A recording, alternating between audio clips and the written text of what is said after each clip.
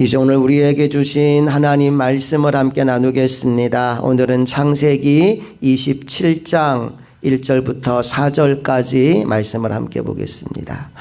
이삭이 나이가 많아 눈이 어두워 잘 보지 못하더니 맏아들 에서를 불러 이르되 내 아들아 하매 그가 이르되 내가 여기 있나이다 하니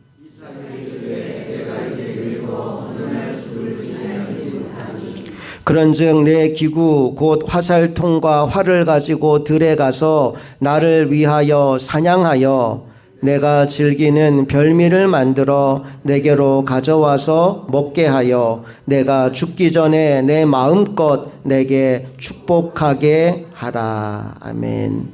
오늘은 인간의 연약함과 하나님의 신실하심이라는 제목으로 말씀 나눕니다. 오늘 우리가 말씀을 4절까지만 읽었지만 27장 전체의 내용으로 말씀을 전하려고 합니다. 1절을 보면 이삭이 나이가 많아졌고 눈이 어두워져서 잘 보지 못했다라는 말씀으로 오늘 본문이 시작됩니다.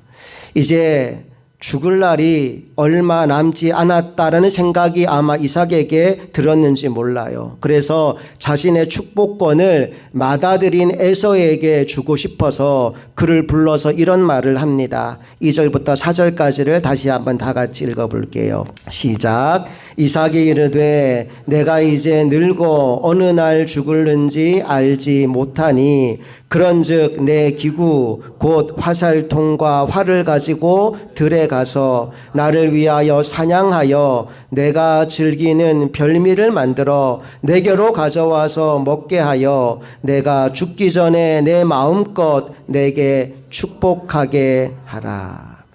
사실 이 집에 쌍둥이가 있는데 안타깝게도 부모가 아이들을 편애했습니다.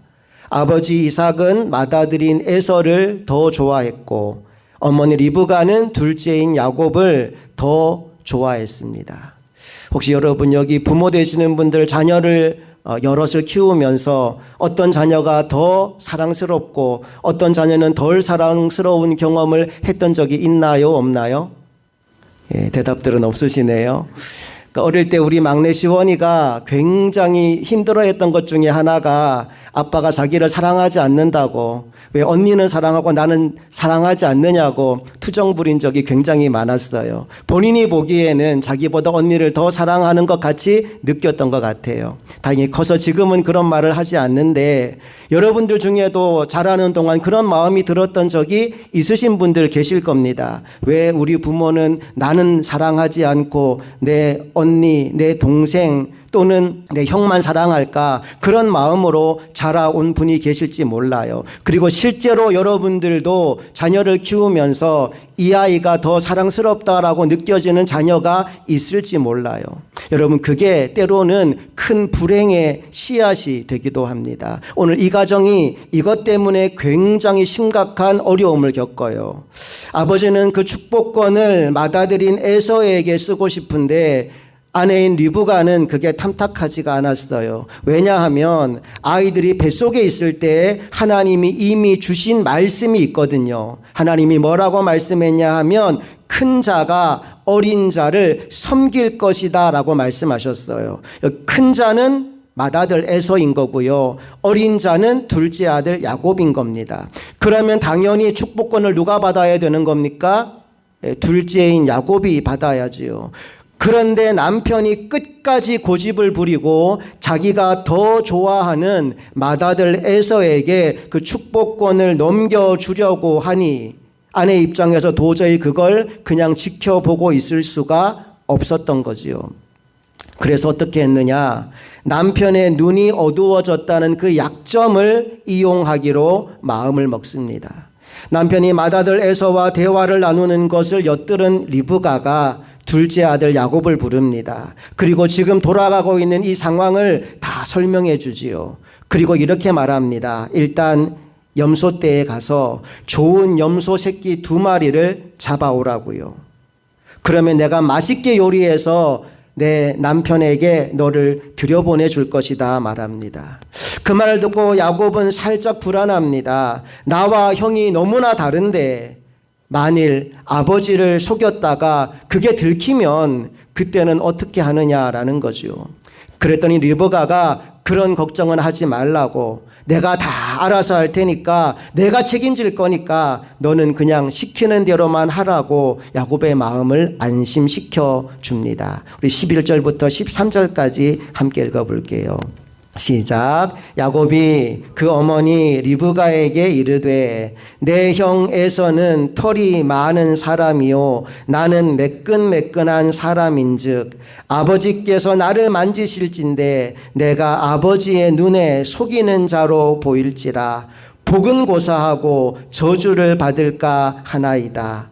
어머니가 그에게 이르되 내 아들아 너의 저주는 내게로 돌리리니 내 말만 따르고 가서 가져오라. 이제 이 말을 듣고 야곱이 염소떼에 가서 염소 새끼를 끌고 어머니에게로 갑니다. 그랬더니 어머니가 아버지 입맛을 너무나 잘 알잖아요. 아버지가 좋아하는 기가 막힌 별미를 만들었어요. 그리고 맏아들 에서의 방에 들어가서 가장 좋은 옷을 찾아다가 야곱에게 입힙니다. 거기서 끝이 아니죠. 염소 새끼의 가죽을 벗겨서 야곱의 손과 목의 매끈매끈한 부분에 그 털을 붙이기 시작하는 거예요. 그러니까 만지면 털이 북실북실하게 만져지게 되는 겁니다. 이제 그 상태로 자신이 만든 별미를 아들 야곱의 손에 쥐어주면서 아버지에게로 보내는데, 자 이제 어떤 일이 벌어졌을까요? 18절 19절을 또 함께 읽어볼게요. 시작. 야곱이 아버지에게 나아가서 내 아버지여 하고 부르니 이르되 내가 여기 있노라. 내 아들아 내가 누구냐? 야곱이 아버지에게 대답하되 나는 아버지의 맏아들 에서로소이다. 아버지께서 내게 명하신 대로 내가 하였사오니 원하건대 일어나 앉아서 내가 사냥한 고기를 잡수시고 아버지 마음껏 내게 축복하소서.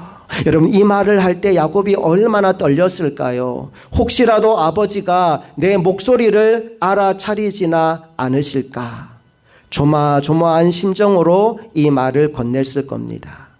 아니나 다를까 아버지가 살짝 의심을 합니다. 20절 볼까요? 시작. 이삭이 그의 아들에게 이르되 내 아들아 내가 어떻게 이같이 속히 잡았느냐? 그가 이르되 아버지의 하나님 여호와께서 나를 순조롭게 만나게 하셨음이니이다. 지금 대화 나누고 시간이 얼마 지나가지도 않았는데 곧바로 짐승을 잡아서 요리까지 해오니까 시간상 안 맞는 것 같은 겁니다. 아니 어떻게 이렇게 빨리 잡아왔느냐, 이거 좀 너무 빠른 건데 라고 얘기했더니 야곱이 누구를 끌어들여요? 하나님을 끌어들입니다. 아버지가 다른 건 몰라도 하나님 하면은 껌뻑 죽는 거 야곱이 너무나 잘한단 말입니다. 그래서 하나님이 도와주셔서 이렇게 된 겁니다 라고 둘러댄 거지요. 자, 그런데 이삭의 의심이 여기서 끝나지가 않아요. 21절 다 같이 읽어봅니다. 시작. 이삭이 야곱에게 이르되 내 아들아 가까이 오라. 내가 과연 내 아들 에서인지 아닌지 내가 너를 만져보려 하노라. 이삭의 의심이 가시지가 않는 거예요. 이렇게 빨리 잡아온 것도 이상한데 목소리도 좀 이상하거든요. 그래서 너 가까이 한번 와봐라. 내가 너를 만져보고 싶다. 그래요. 여러분 이때도 아버지에게 다가가면서 야곱은 조마조마했을 겁니다. 혹시라도 이게 염소 가죽을 붙인 거라는 사실을 아버지가 알아차리지나 않을까 노심초사하며 다가갔을 거예요. 자, 그런데 이 위기를 잘 넘기게 됩니다. 22절, 23절 읽어봅니다. 시작. 야곱이 그 아버지 이삭에게 가까이 가니 이삭이 만지며 이르되 음성은 야곱의 음성이나 손은 에서의 손이로다 하며 그의 손이 형 에서의 손과 같이 털이 있으므로 분별하지 못하고 축복하였더라. 목소리는 분명히 아닌데 만져보니 털이 만져져요. 너 내 아들 에서가 맞구나. 그리고는 야곱에게 장자가 받을 수 있는 모든 축복을 물려주게 됩니다. 자, 그리고 몇 시간이 지난 후에 맏아들 에서가 사냥을 마치고 아버지를 찾아옵니다. 그리고 에서가 아버지를 부르지요. 31절 시작. 그가 별미를 만들어 아버지에게로 가지고 가서 이르되 아버지여 일어나서 아들이 사냥한 고기를 잡수시고 마음껏 내게 축복하소서. 이 음성을 듣는 순간 이삭은 심장이 철렁 내려앉았을 겁니다. 그제서야 뭔가가 잘못되었다는 사실을 깨닫게 된 거지요. 그래서 재차 이런 질문을 던집니다. 32절 시작. 그의 아버지 이삭이 그에게 이르되 너는 누구냐? 그가 대답하되 나는 아버지의 아들 곧 아버지의 맏아들 에서로소이다. 여러분, 이 대답을 듣는 순간 이삭이 얼마나 당황스러웠을까요? 33절에 보니까 이삭이 심히 크게 떨었다라고 말씀이 나와요. 읽어봅니다. 이삭이 심히 크게 떨며 이르되 그러면 사냥한 고기를 내게 가져온 자가 누구냐? 내가 오기 전에 내가 다 먹고 그를 위하여 축복하였은즉 그가 반드시 복을 받을 것이니라. 그가 반드시 복을 받을 것이니라. 한 번 선언한 복은 다시 물릴 수가 없다는 거예요. 그랬더니 에서가 아버지를 붙잡고 울면서 하소연을 합니다. 내게도 복을 좀 빌어달라고. 남은 복이라도 있으면 좋으니까 나를 위해 복을 빌어달라며 통곡을 하게 되지요. 34절 시작. 에서가 그의 아버지의 말을 듣고 소리내어 울며 아버지에게 이르되 내 아버지여 내게 축복하소서 내게도 그리하소서. 38절도 읽습니다. 시작. 에서가 아버지에게 이르되 내 아버지여 아버지가 빌 복이 이 하나뿐이니까 내 아버지여 내게도 축복하소서 내게도 그리하소서 하고 소리를 높여 오니 아버지가 그 모습을 지켜보다 마음이 너무 안타까운 겁니다. 그래서 마지못해 맏아들 에서에게도 복을 빌어주는데 그 복의 내용이 뭐냐? 네가 비록 형이지만 동생인 야곱을 섬기며 살게 될 것이다 라는 내용이었습니다. 40절 읽어볼게요. 시작. 너는 칼을 믿고 생활하겠고 내 아우를 섬길 것이며 내가 매임을 벗을 때에는 그 멍에를 내 목에서 떨쳐버리리라 하였더라. 죽는 날까지 너는 내 동생을 섬기는 자가 될 것이다. 그래요. 여러분, 에서가 얼마나 화가 났을까요? 아버지 처소를 나오는데 이 분노를 견딜 수가 없는 겁니다. 내가 당장 저놈을 죽여버리겠다. 이 에서가 혈기를 부리며 야곱을 찾아다니기 시작해요. 이에 어머니 리브가가 그 아들을 살려야 하겠기에 야곱을 불러서 외삼촌 라반이 살고 있는 하란으로 가라고 이야기합니다. 42절부터 44절까지 다 같이 읽습니다. 시작. 맏아들 에서의 이 말이 리브가에게 들림에 이에 사람을 보내어 작은 아들 야곱을 불러 그에게 이르되 내 형 에서가 너를 죽여 그 한을 풀려 하니 내 아들아 내 말을 따라 일어나 하란으로 가서 내 오라버니 라반에게로 피신하여 내 형의 노가 풀리기까지 몇 날 동안 그와 함께 거주하라. 어머니는요 잠시 동안만 피하였다가 며칠 혹은 몇 달만 피하였다가 다시 돌아오자 그 이야기를 하고 야곱을 보냈는데 안타깝게도 야곱이 고향으로 돌아오기까지 무려 20년의 세월이 걸립니다. 그리고 그 사이에 리브가는 임종을 맞이합니다. 그러니까 결국 이날 아들과 헤어진 리브가는 다시는 그가 사랑했던 아들 야곱의 얼굴을 보지 못하게 되지요. 자, 여기까지 내용을 보고 우리가 한번 생각해 봅시다. 여러분, 오늘 이 본문에 나오는 이 가정에서 행복한 사람은 누구일까요? 남편을 속이고 사랑하는 아들이 복을 받도록 만들어준 리브가일까요? 아니면 형이 받을 축복을 독차지하게 된 야곱일까요? 아니요. 성경을 보니까 이들 중 어느 누구도 행복하지가 않습니다. 리브가 입장에서 한번 생각해 볼까요? 자, 이 일이 있은 이후에 남편 이삭과 리브가 사이, 또 아들 에서와 리브가 사이가 얼마나 불편해졌겠습니까? 게다가 하란으로 떠나간 아들 야곱이 그녀의 남은 평생 동안 얼마나 그리웠겠습니까? 이 일 이후로 죽는 날까지 리브가의 삶은 너무나 비참하지 않았을까 생각이 들어요. 야곱도 마찬가지지요. 이날부터 야곱은 혈기 가득한 형을 피해서 도망쳐야 되는 도망자 신세가 됩니다. 우여곡절 끝에 외삼촌 라반의 집에 도착하게 되지만 자기보다 훨씬 더 교활한 외삼촌에게 속아서 20년의 세월을 허비하게 됩니다. 그 중에 이런 일도 있어요. 자신이 너무나 사랑하는 사람이 있었거든요. 라반의 둘째 딸인 라헬을 야곱이 너무나 사랑했는데 그걸 알아차린 라반이 라헬을 주기로 약속하고 7년 동안 무보수로 일을 하게 됩니다. 그리고 7년이 지나간 이후에 결혼식을 하는 그날 신부의 얼굴을 면사포로 가리고 첫날 밤을 치르게 되는데 아침에 눈을 뜨고 보니까 누가 있었을까요?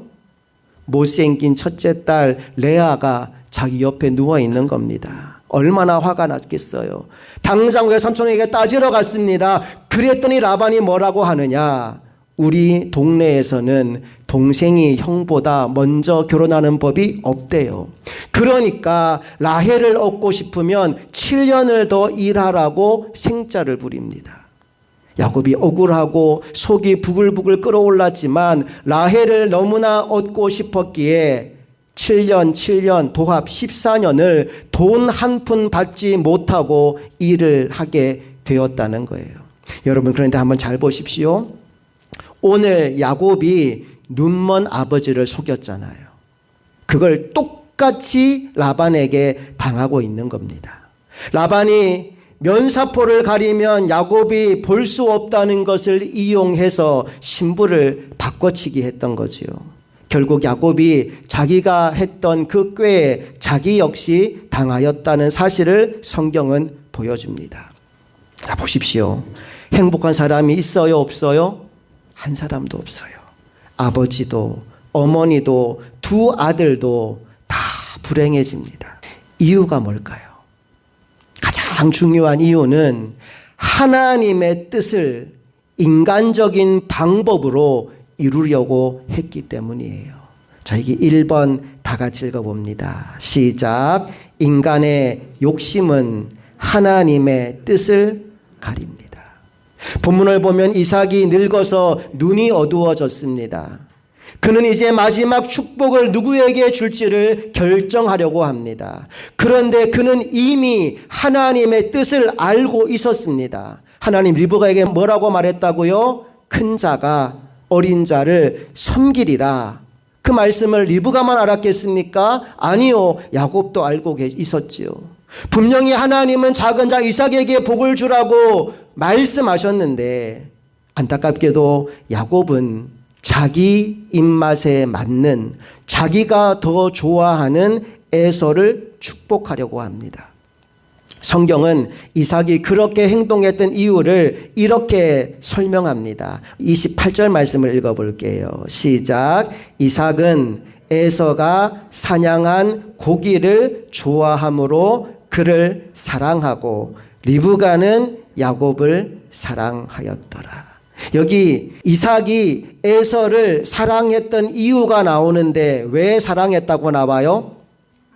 예. 사냥한 고기를 좋아함으로. 참 1차원적이지 않습니까?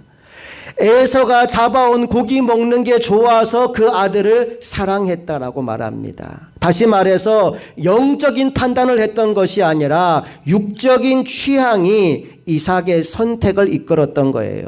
여러분, 이것은 우리들도 종종 범하는 실수입니다. 하나님보다 내 감정, 내 계산, 내 만족을 우선할 때가 너무나 많아요. 리브가도 마찬가지예요. 그는 하나님의 약속을 알았습니다. 그런데 하나님의 약속을 이룸에 있어서 하나님의 방법대로 하려고 하지 않고 자신의 꾀로 그 뜻을 이루려고 했던 거예요. 그래서 야곱을 시켜서 남편을 속이게 만든 겁니다. 얘야, 염소 2마리를 잡아오면 내가 맛있는 음식을 만들어 줄게. 그리고 야곱은 겁을 먹으면서도 결국 어머니의 계획에 따라 움직이게 된 겁니다. 여기서 우리는 보게 돼요. 신앙의 가정이라 할지라도 욕심과 두려움이 하나님보다 앞서게 될 때 그 가정이 혼란에 빠지게 되더라는 겁니다. 기도하는 대신에 꾀를 쓰면 결국 상처만 남게 된다는 사실을 오늘 우리 모두가 함께 깨닫게 되기를 간절히 원합니다.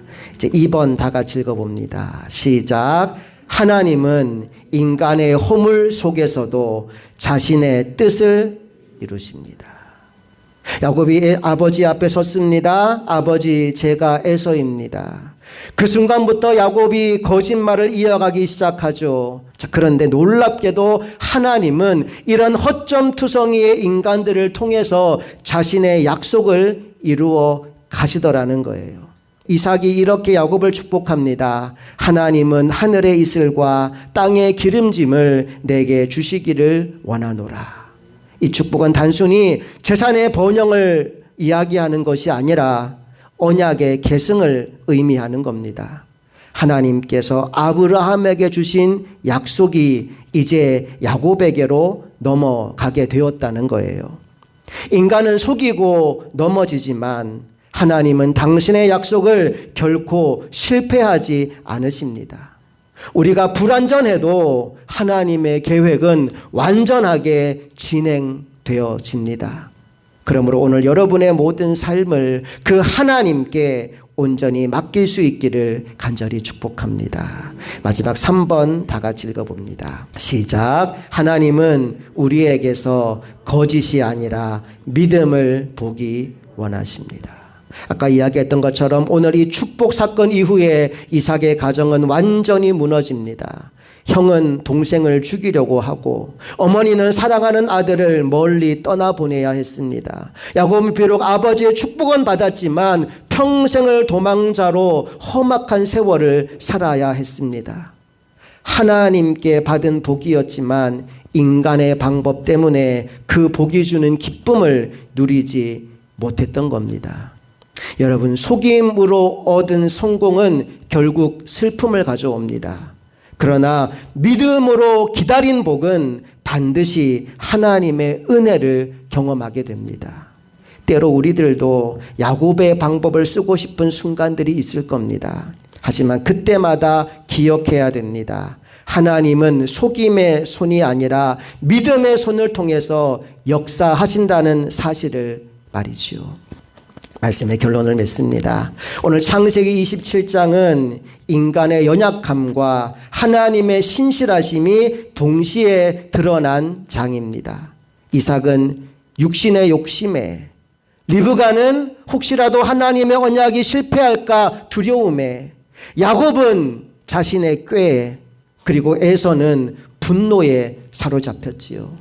하지만 하나님은 그 모든 인간의 연약함을 넘어서 약속을 성취하셨습니다. 지금도 하나님은 실패한 사람, 실수한 가정, 불완전한 믿음 속에서도 당신의 뜻을 이루어 가십니다. 그러므로 오늘 우리는 꾀를 부리기보다 믿음으로 기다리며 순종해야 할 줄로 믿습니다. 우리 말씀 한 곳만 다 같이 읽고 기도의 자리에 나아가기 원합니다. 시편 37편 7절 말씀 다 같이 읽어봅니다. 시작. 여호와 앞에 잠잠하고 참고 기다리라. 자기 길이 형통하며 악한 꾀를 이루는 자 때문에 불평하지 말지어다. 한 번 더 읽습니다. 여호와 앞에 잠잠하고 참고 기다리라. 자기 길이 형통하며 악한 꾀를 이루는 자 때문에 불평하지 말지어다. 아멘. 여러분, 신앙생활에도 하나님의 방법이 있습니다. 기도 없이 결정하지 마십시오. 말씀보다 앞서지 마십시오. 하나님의 때와 하나님의 방법을 기다리며 실천해 나갈 때 그 기다림이 결국에는 가장 복된 길이 될 줄로 믿습니다. 함께 기도하시겠습니다. 하나님 아버지, 인생길을 가는 동안 내가 원하는 것을 이루기 위해 그것이 빨리 이루어지기를 소망하는 마음으로 때로 우리도 편법과 속임수와 인간의 꾀를 쓰고 싶은 순간들이 있습니다. 하지만 오늘 성경은 인간의 그 욕심이 결국 하나님의 뜻을 가로막게 된다는 사실을 깨닫게 합니다. 오늘 이 아침 연약한 우리들이 함께 모였습니다. 그러나 또다시 우리가 깨닫는 것은 나의 연약함 속에서도 하나님의 뜻은 이루어져 간다는 사실입니다. 이제 우리가 하나님의 뜻이 이루어져 갈 때 그 뜻에 동참하는 믿음의 종들이 되기를 원합니다. 하나님이 하고자 하는 그 일에 참여하여서 하나님의 일을 함께하는 사람, 그 모든 일의 결과로 하나님이 영광 받으시고 나의 삶에 하나님이 주는 은혜와 복이 멈추지 않는 인생을 살아가는 우리 모두가 되게 하여 주시옵소서. 오늘 주신 말씀을 통해 우리의 남은 삶이 하나님의 기쁨이 되기를 간절히 소망하며 우리 주 예수 그리스도의 이름으로 기도합니다. 아멘.